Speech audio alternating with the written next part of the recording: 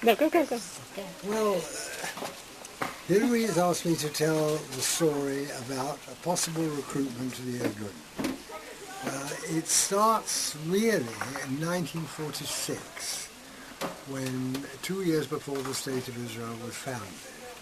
Because in 1946, during the summer, I happened to be on a small flight doing odd jobs in Europe, and one of them we were called in by a commanding officer who looked at me and said, "You'll be interested in this," and that was to go to Prague, where in fact we were to go from Prestwick, which was our base, not too far, to Oakington near Cambridge, and he read the Air Ministry signal, which was to pick up 2 Jewesses.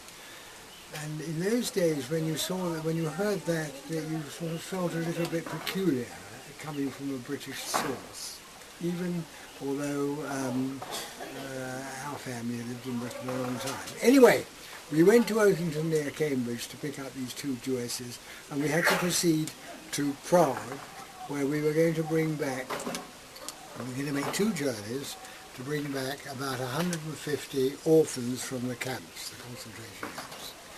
And to my utter surprise, one of the 2 Jewesses was the sister of my best friend at that time, a girl called Ruth Filmer.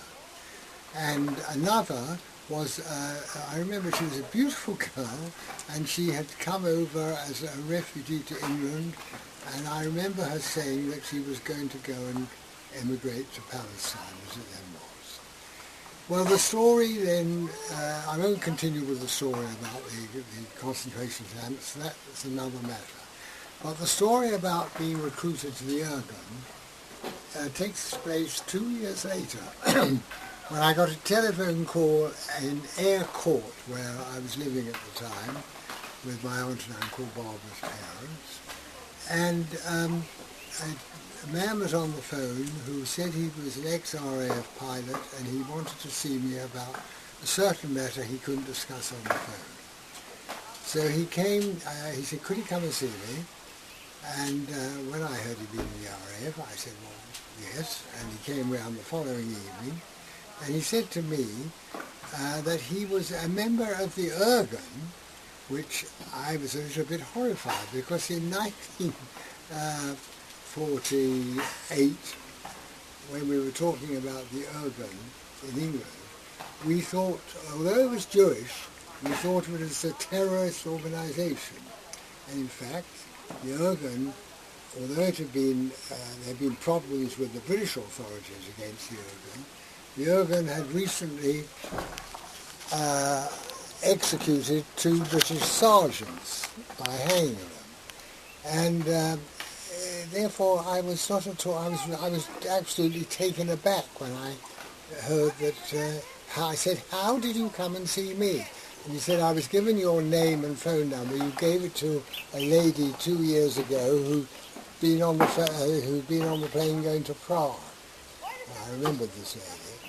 Anyway, I said, well, what do you want me to do? He said, well, we have got a very small air force. The Haganah, of course, has got quite a big air force now. But we are getting together a few planes, and we want 2 navigators, we feel, just to go and get us for certain work that we want to do there. Would you come over? So I asked if I could have 24 hours to think it over, and I was I was within 2 weeks of taking my final examinations for to become a chartered accountant, and I didn't know what to do, so I went to discuss the whole matter with my uncle, who's Barbara's father, and who I always considered to be a man who had a great deal of common sense. And I explained the situation to him, and I said, what do you think I should do? And I remember his words absolutely. He said, I cannot advise you what to do at all. You've got to make your own mind up about this, and you've got to decide whether you go or you don't go. Well, I may have done the wrong thing, but I didn't go. And the thing that really, if it had been the Haganah who had approached me, despite the fact that I would have had the examination in 2 weeks' time, I think I would have gone. Although it may not have made so much difference, because the whole thing in 1948, the whole thing about Israel becoming a separate state, it took place so quickly. Everything happened so quickly.